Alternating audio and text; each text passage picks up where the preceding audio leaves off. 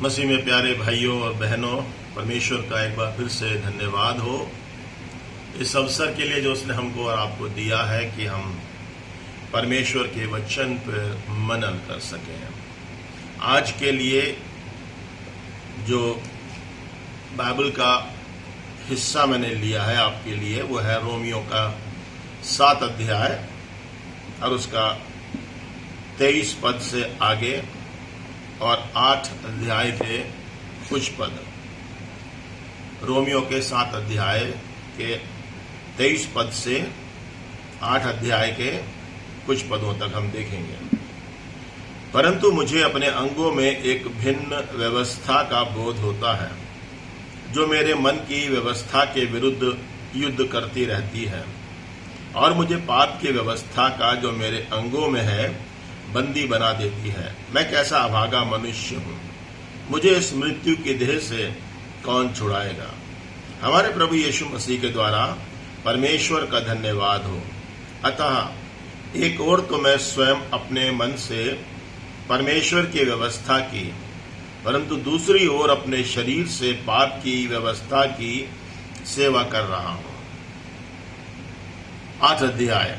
अतः अब उन पर जो यीशु मसीह में है दंड की आज्ञा नहीं, क्योंकि जीवन के आत्मा की व्यवस्था ने मसीह यीशु में तुम्हें पाप और मृत्यु की व्यवस्था से स्वतंत्र कर दिया। क्योंकि जो कार्य व्यवस्था शरीर के द्वारा अशक्त होते हुए ना कर सकी, उस काम को परमेश्वर ने किया, अर्थात अपने ही पुत्र को पाप में शरीर की समानता में तथा पाप के लिए बलिदान होने को भेजकर शरीर में पाप को दोषी ठहराया, जिससे कि व्यवस्था की मांग हम में जो शरीर के अनुसार नहीं परंतु आत्मा के अनुसार चलते हैं पूरी हो सके। आइए हम लोग प्रार्थना करेंगे। हमारे प्यारे पिता परमेश्वर, हम आपका धन्यवाद देते हैं आज के इस अवसर के लिए जो आपने अपने वचन के द्वारा हमें दिया है कि हम आपके वचन पे मनन करें और पिता परमेश्वर इस वचन के द्वारा अपने आत्मिक जीवन को बेहतर बना सकें। ना सिर्फ मैं बल्कि जितने भी लोग इस वचन को सुन रहे हैं और सब इस वचन के द्वारा आशीषित किए जाए। सो परमेश्वर पिता अपने वचन को ब्लेस करें और परमेश्वर एक एक दिल तक इसको पहुंचने के लिए प्रेरित करें। हर एक जिंदगी प्रभु आप में बदली जाए और परमेश्वर पिता इस वचन को बहुत आय से आप आशीषित करें। हमारी प्रार्थना सुनने के लिए हम धन्यवाद देते हैं। प्रार्थना मांगते हैं अपने उद्धारकर्ता प्रभु यीशु मसीह के वसीले से, आमीन। अगर हम बाइबल के पहले अध्याय को पढ़ते हैं, बाइबल में पहला अध्याय उत्पत्ति की पुस्तक के पहला अध्याय है, उसमें हम देखते हैं परमेश्वर ने सारी सृष्टि को बनाया और उसके बाद परमेश्वर ने 6ठे दिन आदम की सृष्टि की और उसके लिए कहा कि आओ हम मनुष्य को अपने स्वरूप और अपनी समानता में बनाएं। तो पहला अध्याय हम देखते हैं परमेश्वर के महान कार्यों को सृष्टि के द्वारा और उसके बाद मानव उत्पत्ति के द्वारा परमेश्वर ने मनुष्य को अपने स्वरूप और अपनी समानता में, अपने व्यवहार में, अपने गुणों में, अपने अधिकारों में, अपनी पवित्रता में, अपने स्वभाव में बनाया। और दूसरे अध्याय में परमेश्वर ने हम देखते हैं कि किस तरह से आदम की उत्पत्ति करी और उसके बाद स्त्री की उत्पत्ति करी, हवा की, और उन दोनों को आशीषित किया कि अपने परिवार को आप बढ़ाओ, फलो और फूलो। तो ये 2 अध्याय बहुत एक ब्लेस्ड चैप्टर्स हम देख सकते हैं बाइबल में, पहले 2 अध्याय। लेकिन तीसरे अध्याय में बिल्कुल एकदम कहानी बदल जाती है जब शैतान की एंट्री होती है और वो दोनों को पाप में गिरा देता है। परमेश्वर का वो स्वभाव जिसमें आदम और हवा बनाए गए थे, तीसरे चैप्टर के आते आते तक वो स्वभाव खराब हो गया और वहां पर अब पाप और बुराई का स्वभाव उनके अंदर आ गया। और परमेश्वर का वचन भी हमें बतलाता है कि उन्होंने झूठ बोलना शुरू कर दिया अपने आप को परमेश्वर से छुपाना शुरू कर दिया। और उसके बाद हम देखते हैं कैन और हाबिल में उन दोनों में द्वंद्व शुरू हो गया और कैन ने अपने भाई हाबिल को मार दिया। तो पाप ने बहुत जल्दी ही अपना असर दिखाना शुरू कर दिया। मनुष्य के अंदर जो स्वभाव में वो क्रिएट किया गया था, वो स्वभाव पूरी तरह से खराब हो गया, डिफाइल हो गया। लेकिन हम देखते हैं कि परमेश्वर ने अपने लोगों को कभी छोड़ा नहीं। और ये दोनों स्वभाव शुरू से ही, जब से वो बागे अदन में थे, तभी से इन दोनों स्वभावों में जो परमेश्वर का स्वभाव ओरिजिनल जो इंसान के अंदर था और वो स्वभाव जो शैतान के द्वारा मनुष्य में पाप के द्वारा आ गया था, इन दोनों स्वभाव में शुरू से ही द्वंद्व शुरू हो गया, जिसकी वजह से पहली ही जनरेशन से पाप शुरू हो गया। पाप लोग करने लगे, आदम हवा करने लगे और कैन और हाबिल करने लगे, और उसके बाद हम पूरा इतिहास जानते हैं। तो ये दोनों स्वभाव अपने आप में शुरू से ही लड़ने लगे। तो परमेश्वर को ये अच्छा नहीं लगा कि मनुष्य पाप के ही स्वभाव में निरंतर बना रहे। तो परमेश्वर ने मनुष्य को इस पापी स्वभाव से छुड़ाने के लिए इंतजाम किया। लेकिन हम थोड़ी देर हम देखते हैं जो रोमियो की पत्री में पौलुस हमसे कहता है। पौलुस कहता है, मुझे अपने अंगों में एक भिन्न व्यवस्था का बोध होता है। वो स्वभाव जो आदम और हवा का था, या जो शुरुआती आदम मनुष्य में आ गया, वो पौलुस तक भी कैरी हो रहा है। और पौलुस कहता है कि मेरे अंदर ये दोनों स्वभाव काम कर रहे हैं और दोनों एक दूसरे के साथ में युद्ध कर रहे हैं। तो कहता है, मुझे अपने अंगों में एक भिन्न प्रकार की व्यवस्था का बोध होता है, जो मेरे मन की व्यवस्था के विरुद्ध युद्ध करती है। मेरे मन की व्यवस्था का मतलब है जो स्वाभाविक रूप से परमेश्वर ने जिस स्वभाव में हमें बनाया था, और वो व्यवस्था, दूसरा आगे क्या कहता है, और मुझे पाप की व्यवस्था का जो मेरे अंगों में है बंदी बना दिया। तो यहां पर पाप की व्यवस्था और ओरिजिनल जो स्वभाव मनुष्य जिसमें क्रिएट किया गया, उन दोनों में द्वंद्व शुरू हो गया। लेकिन पौलुस अपने पत्रों में जो दूसरा स्वभाव आदम ने अपने आप में लिया, वो स्वभाव नए नियम तक आते आते या पौलुस तक आते आते वो पुराना स्वभाव हो गया, ओल्ड नेचर हो गया।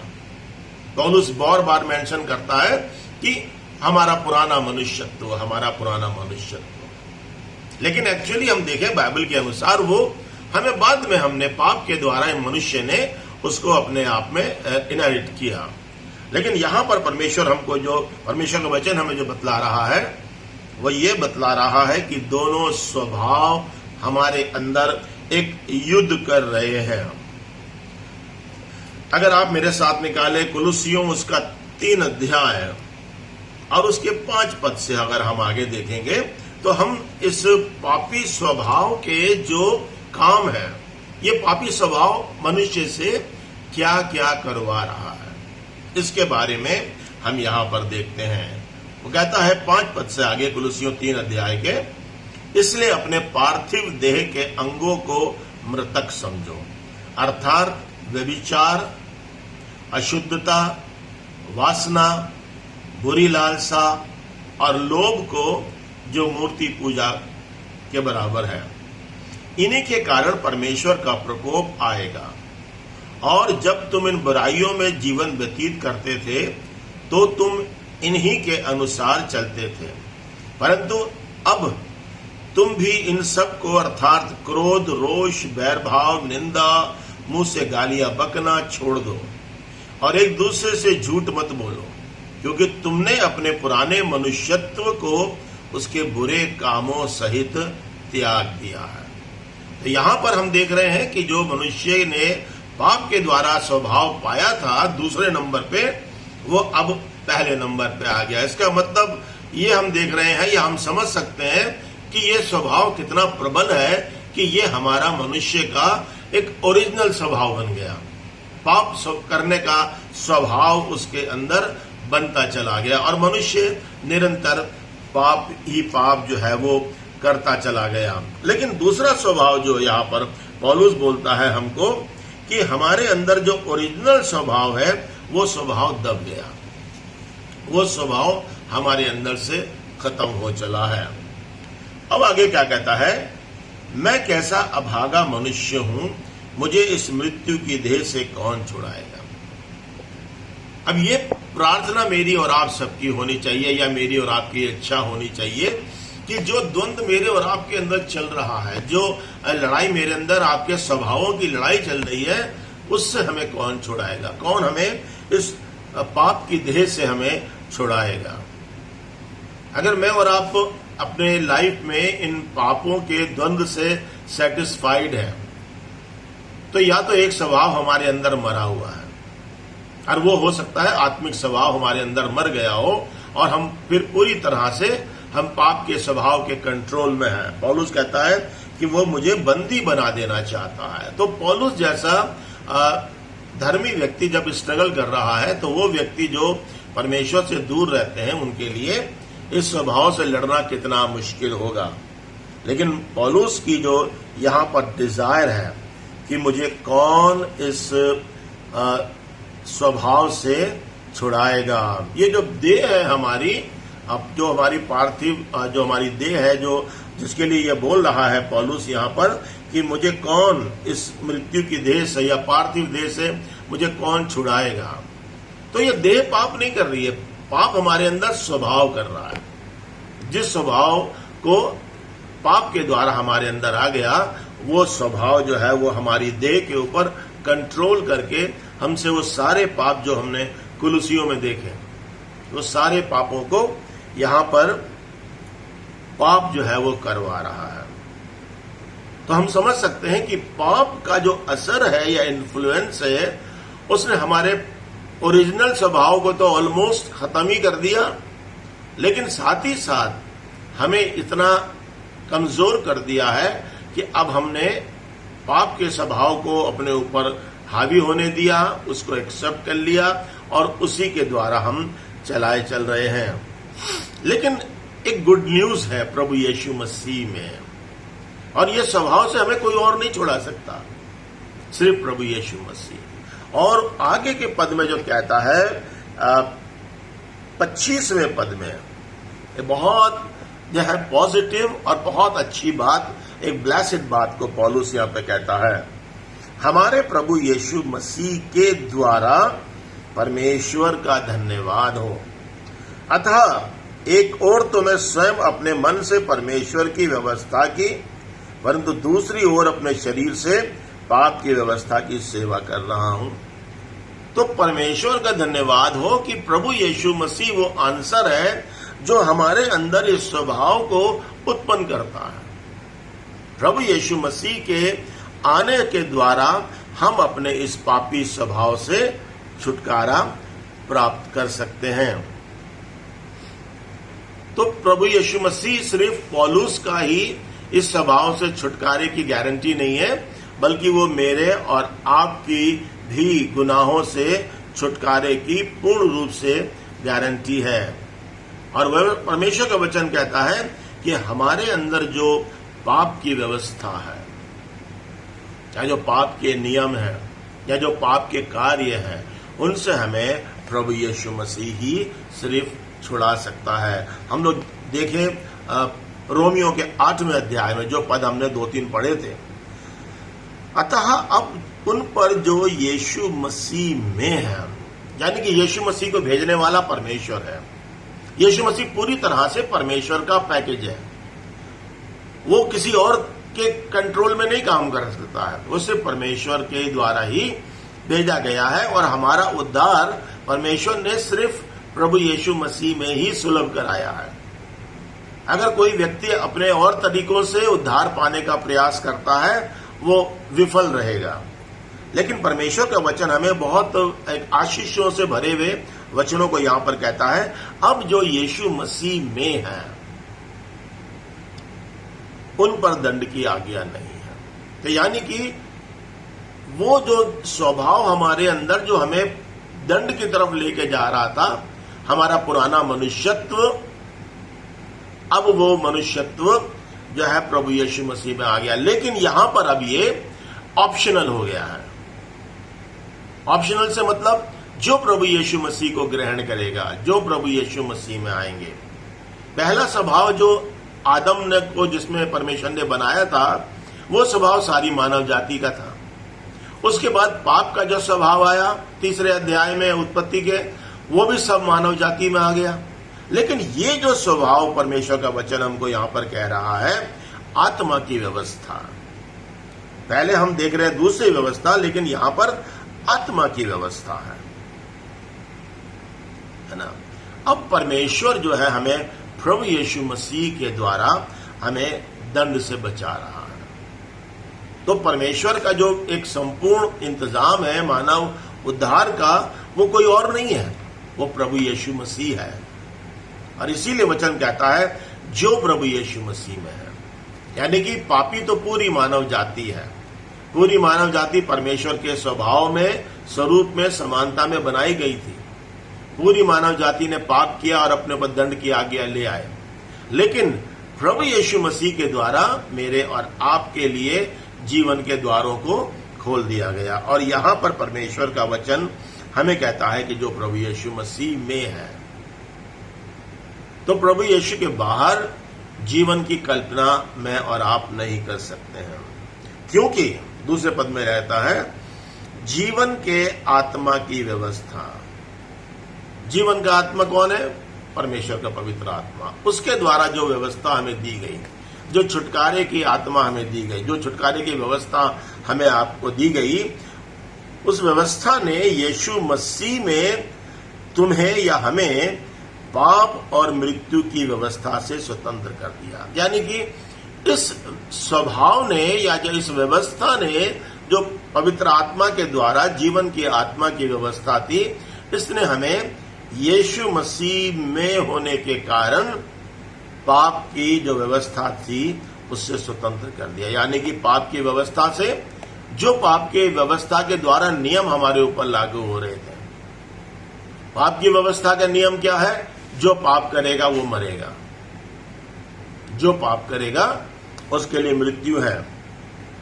लेकिन यहां पर हम क्या देखते हैं कि दूसरी जो परमेश्वर की व्यवस्था आत्मा के द्वारा आई, उसने हमें मृत्यु की व्यवस्था से या पाप की व्यवस्था से स्वतंत्र कर दिया। यानी कि पूर्ण रूप से मैं और आप उस कर्ज से या उस सजा से या उस दंड से हम बचा लिए गए, क्योंकि जो कार्य व्यवस्था शरीर के द्वारा अशक्त होते हुए ना कर सके। अब यहां पर व्यवस्था की बात हो रही है, मूसा की व्यवस्था के बारे में, कि व्यवस्था जो है वो हमें हमारे गुनाहों से हमें छुड़ा नहीं सकती। वो अपने आप में कमजोर है, वो कोई मनुष्य उसको पूरा नहीं कर सकता।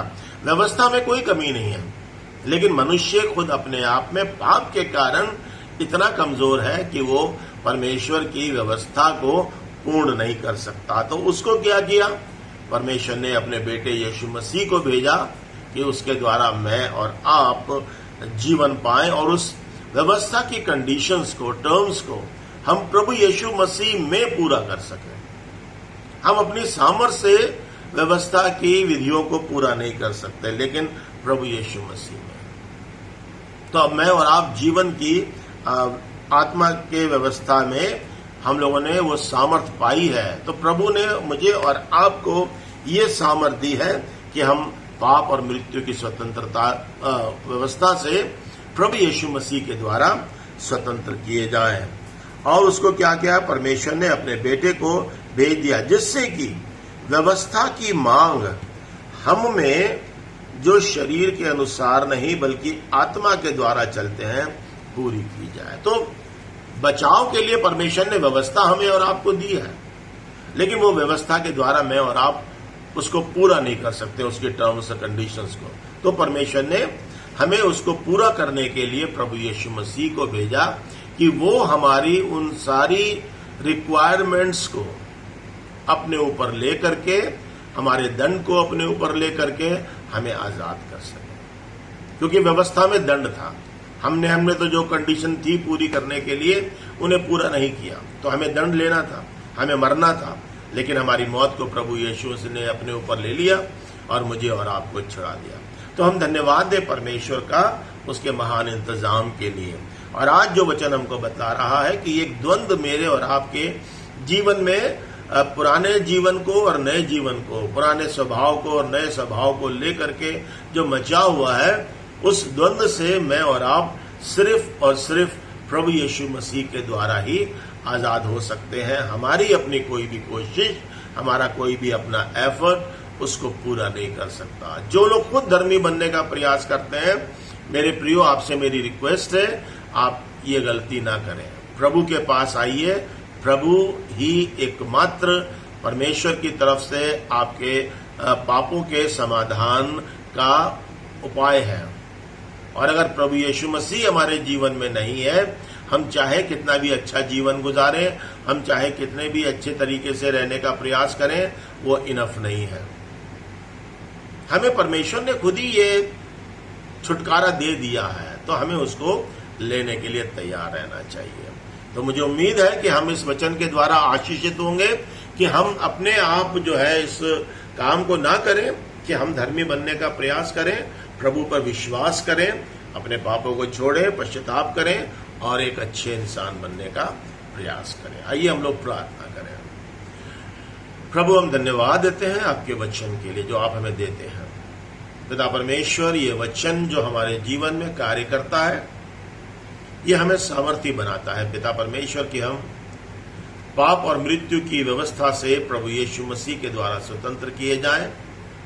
उसके द्वारा हमें जो सामर्थ्य दी गई है, तो हम उसके द्वारा पाप और मृत्यु की व्यवस्था से लड़ते हुए उसे परास्त कर सकते हैं प्रभु यीशु मसीह में, और परमेश्वर के उस दंड से बच सकते हैं। प्रार्थना करते हैं पिता परमेश्वर, अपने आत्मा के द्वारा हम सबों को अपने कंट्रोल में, अपने नियंत्रण में ले, ताकि पाप और बुराइयां हमारे जीवन से दूर रहें और हम आप में सशक्त होते चले जाएं।